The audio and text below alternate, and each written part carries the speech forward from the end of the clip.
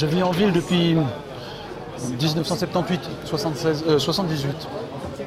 Je viens d'une banlieue de Charleroi, qui était presque campagne. Donc je suis imbibé de ville depuis ces années-là. Et imbibé par les bruits, par les odeurs, par la façon dont les êtres humains vivent, par la façon dont la lumière se pose, par le drame quotidien qui s'y joue, les plaisirs qui s'y déploient. Toute une comédie humaine, quelque part. En fait, nos villes n'existent pas. Je suis fasciné par les villes, mais c'est plutôt... Si on vide les villes des habitants, les villes ne sont plus rien. Il ne reste que des façades vides. Donc l'âme des villes appartient aux hommes, pas aux pierres. Je m'interroge là-dessus.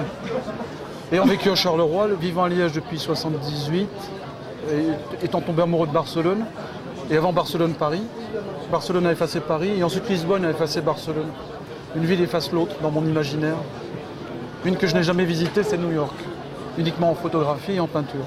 Et celle-là, je la revisite souvent en dessin, à travers ces documents.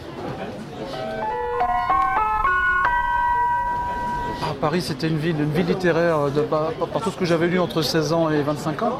Donc le dernier dont je me souviens actuellement, quelques 30 ans plus tard, c'est Hemingway, Paris est une fête.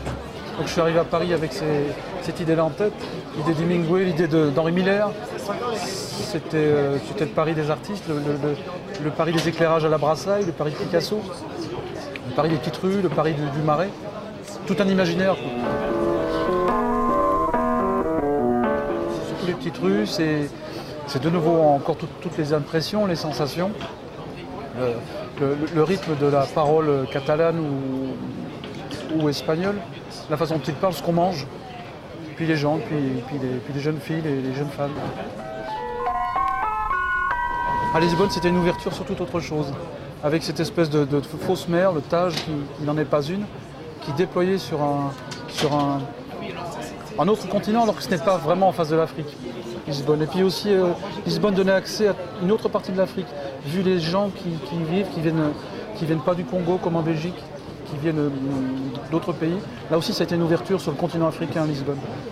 Rien à voir avec l'Espagne, rien à voir avec les Espagnols, dans la façon dont ils vivent. Ils m'ont semblé beaucoup plus gentils, sans être péjoratifs, hein, beaucoup plus doux, les gens que j'ai croisés. Alors c'est une ville qui semblait aussi peut-être un peu, c'est le mauvais mot, en retard, un peu passé dans le temps, qui s'était pas mise d'actualité pour les boutiques, pour les magasins. On trouvait encore des cordes, des chaussures, des lacets qu'on ne trouve plus ici.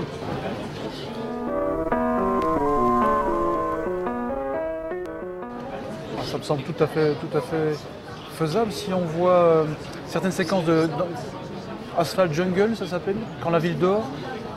Il suffit de voir les visages, la façon dont les corps sont cadrés avec juste un petit élément de décor, et clairement on est en ville, avec cette ambiance expressionniste de ville que nous ont appris les expressionnistes allemands dès les années 10, 20, 30. Nos villes modernes sont tout à fait particulières, elles sont toutes industrielles. Charleroi, l'industrie, elle n'est pas à 1 kilomètre, l'industrie est dans la ville. Et ça nous influence totalement, je pense, le côté expressionniste. Alors, les façades seraient la stigmatisation de nos caractères, peut-être. Je n'ai pas tout compris ce que j'ai dit.